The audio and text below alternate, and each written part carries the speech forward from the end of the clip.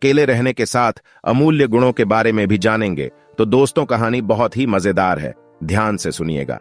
इससे पहले कि आप इस कहानी में खो जाएं, इस चैनल को सब्सक्राइब जरूर कर लें। तो चलिए शुरू करते हैं।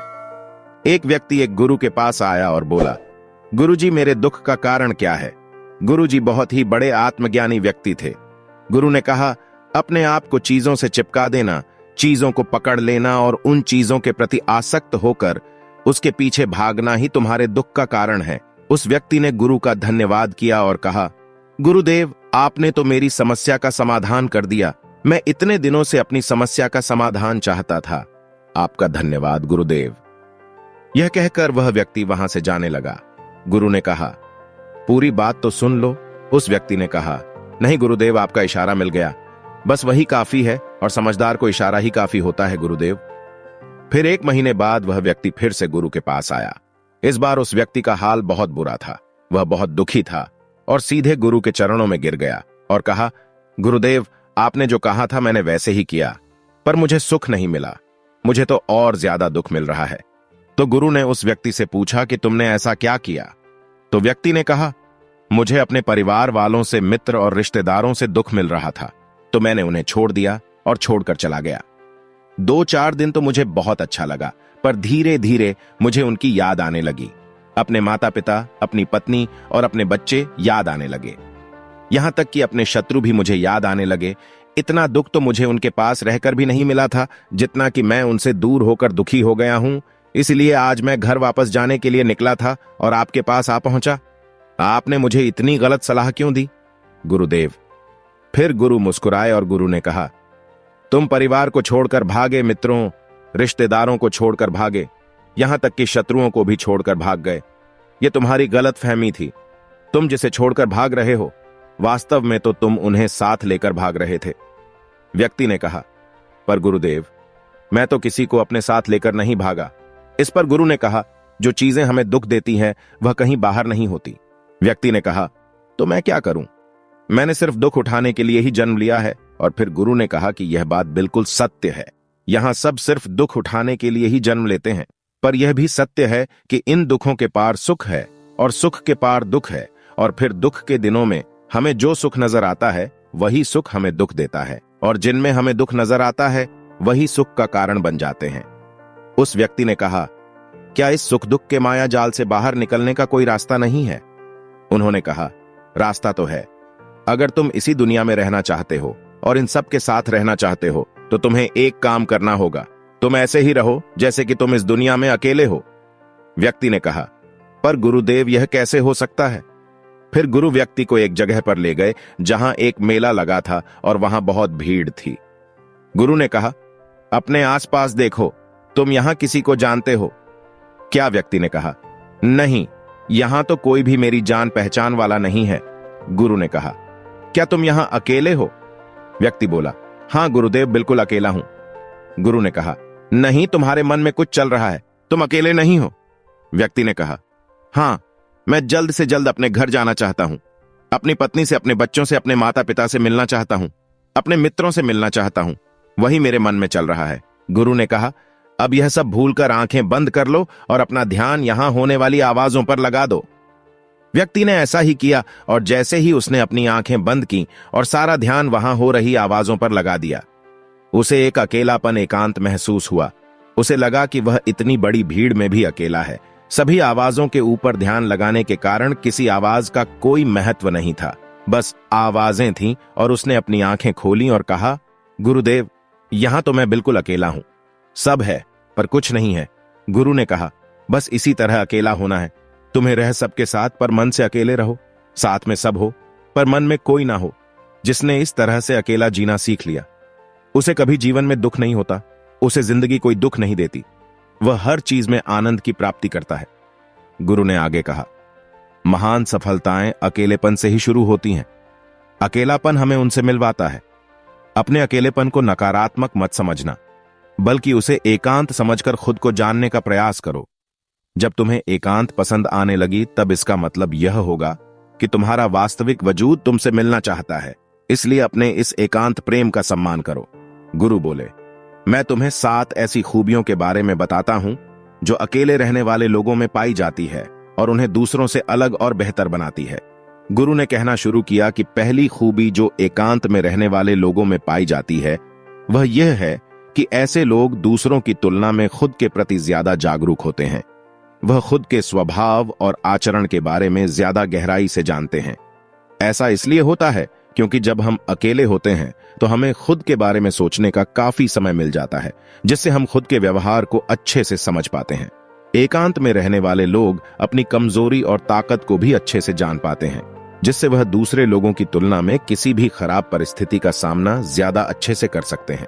गुरु ने कहा, अकेले रहने वाले लोगों की दूसरी खूबी है कि यह सकारात्मक सोच वाले लोग होते हैं। जब बहुत से लोग हमारे साथ होते हैं तो वहां एक दूसरे से तुलना, जलन, आर, घमंड जैसे विचार अपने आप ही हमारे मन में आने लगते हैं और फिर इंसान इन विचारों के बस में आकर उल्टे सीधे काम करने लगता है। हालांकि ऐसा नहीं है कि एकांत में रहने वाले लोगों के मन में यह विचार नहीं आते, लेकिन दूसरों की तुलना में उनके मन में जलन, घमंड जैसे विचार थोड़ा कम आते हैं और साथ ही अकेले रहने की वजह से उन्हें खुद के बारे में सोचने का ज्यादा समय भी मिल जाता है, जिससे वह अपने नकारात्मक विचारों को पहचान कर उन्हें अलग कर सकते हैं, जिसके कारण एकांत में रहने वाले लोग ज्यादा सकारात्मक होते हैं। अकेले रहने वाले लोगों की तीसरी खासियत, ये लोग ज्यादा अनुशासित और आत्मनिर्भर होते हैं, क्योंकि अकेले रहने वाले लोगों को अपने ज्यादातर काम खुद से ही करने पड़ते हैं, इसलिए यह दूसरों की तुलना में ज्यादा आत्मनिर्भर होते हैं। साथ ही ऐसे लोगों को दूसरों का काम भी पसंद नहीं आता। यह अपना काम खुद करने पर ही भरोसा करते हैं। साथ ही यह लोग कोशिश भी करते हैं कि दूसरों से कम सहायता लेनी पड़े, क्योंकि ऐसे लोग आत्मनिर्भर होते हैं और अपने काम को लेकर स्पष्ट होते हैं। इसलिए ऐसे लोग अनुशासित भी होते हैं। ये अपने समय की कद्र करते हैं और दूसरों का भी समय बर्बाद नहीं करते। और अकेले होने की वजह से ऐसे लोग एक निश्चित दिनचर्या का पालन भी करते हैं, जिससे यह लोग ज्यादा व्यवस्थित होते हैं और यह भी इनके अनुशासित होने का एक कारण है। गुरु ने आगे कहा, अकेले रहने वाले लोगों की चौथी खासियत, यह लोग किसी भी चीज के बारे में बड़ी गहराई से सोच सकते हैं। किसी भी चीज के बारे में बड़ी बारीकी से और गहराई में जाकर सोचना अकेले रहने वाले लोगों की सबसे बड़ी खासियत होती है। इसलिए जितने भी लेखक, कवि और बड़े बड़े काव्यों के रचयिता हुए हैं, उन सभी को एकांत में रहना पसंद था, क्योंकि जब कोई व्यक्ति एकांत में होता है तो वह अपने अंदर की आवाज सुन पाता है। और जितने भी बड़े आविष्कार हुए हैं उन सब की शुरुआत एकांत में हुई थी, क्योंकि एकांत में किसी भी चीज के बारे में बड़ी बारीकी से सोचा और समझा जा सकता है। गुरु ने कहा, एकांत में रहने वाले लोगों की पांचवी खूबी यह है कि इनका व्यक्तित्व सबसे अलग और सबसे हटकर होता है।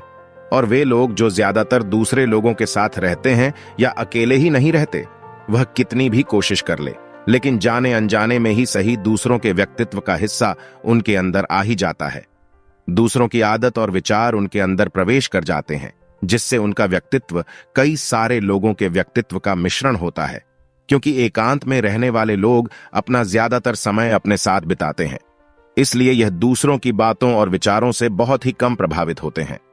इनके अपने जीवन को जीने के खुद के बनाए नियम और कायदे होते हैं, जिनका यह पालन करते हैं, किसी से भी आसानी से प्रभावित नहीं होते। इसलिए ऐसे लोगों की शख्सियत सबसे हटकर और सबसे अलग होती है। इसलिए इनके व्यवहार में एक अलग ही निरालापन होता है, जो किसी दूसरे व्यक्ति को पसंद भी आ सकता है और नहीं भी। पर अकेले रहने वाले लोगों के दूसरों के साथ रिश्ते बहुत ही गहरे और मजबूत होते हैं। हालांकि अकेले रहने वाले लोग ज्यादा लोगों से अपने संबंध नहीं बनाते, लेकिन यह जितने भी लोगों से संबंध बनाते हैं, सच्चे दिल से बनाते हैं। ऐसे लोगों के बहुत ही कम दोस्त होते हैं, लेकिन जितने भी होते हैं, यह उनसे अपनी दोस्ती पूरी ईमानदारी से निभाने की कोशिश करते हैं। अक्सर लोगों को यह लगता है कि एकांत में रहने वाले लोग बहुत कम बात करते हैं, लेकिन उनसे पूछिए जिनसे यह दिल से जुड़े होते हैं, उनसे कितनी बातें करते हैं। ऐसे लोग इन्हें अपना मान लेते हैं और वह इनके सामने अपने पूरे दिल की बात रख देते हैं। अकेले रहने वाले लोग बहुत ही कम लोगों के साथ संबंध रखते हैं, लेकिन जरूरत पड़ने पर वह अपनी तरफ से पूरी मदद करने के लिए भी तैयार रहते हैं। इसलिए इनके रिश्ते कम लोगों से तो होते हैं, लेकिन जिनके भी साथ होते हैं बहुत मजबूत होते हैं। अगली खासियत, अकेले रहने वाले लोग मानसिक तौर पर और भावनात्मक रूप से बहुत मजबूत होते हैं, क्योंकि उन्हें पता होता है कि अगर आज कोई समस्या उनके ऊपर आती है तो उन्हें अकेले ही उस समस्या से निपटना पड़ेगा। ऐसा बार बार करने से उनके अंदर खुद के प्रति आत्मविश्वास बढ़ जाता है और आत्मसम्मान के बढ़ने से मानसिक और भावनात्मक तौर पर वो और ज्यादा मजबूत होते चले जाते हैं और वह मान लेते हैं कि ऐसी कोई भी समस्या नहीं है जिसे वह अपनी इच्छा शक्ति के दम पर हरा ना सके। और यही एक सोच उन्हें दूसरों से अलग बनाती है। गुरुजी इतना कहने के बाद चुप हो गए तो उस व्यक्ति ने कहा, गुरुजी आपकी सारी बात ठीक है, लेकिन यह कहा जा सकता है कि अकेलापन एक वरदान है। यह सुनकर गुरु ने कहा, अकेलापन हमेशा से ही एक वरदान रहा है, अगर हम उस समस्या को पूरी सकारात्मकता के सदुपयोग कर पाए तो। क्योंकि जब हम दुनिया के लोगों के साथ होते हैं तब हम भीड़ का हिस्सा होते हैं, लेकिन जब हम अकेले होते हैं तब हम खुद के साथ होते हैं, और जब हम खुद के साथ होते हैं तभी हम अपने समय का सदुपयोग, खुद का आकलन, खुद की सभी बातों पर खुद का आकलन, खुद के शौक, सभी बातों पर अच्छे से ध्यान दे सकते हैं, अपनी कमजोरियों पर भी काबू पा सकते हैं, या ऐसा कह सकते हैं कि सच में अच्छाई की राह और इंसानियत की मंजिल भी पा सकते हैं। उस व्यक्ति को गुरु की बात समझ आई और वह गुरु का धन्यवाद करके अपने घर चला गया।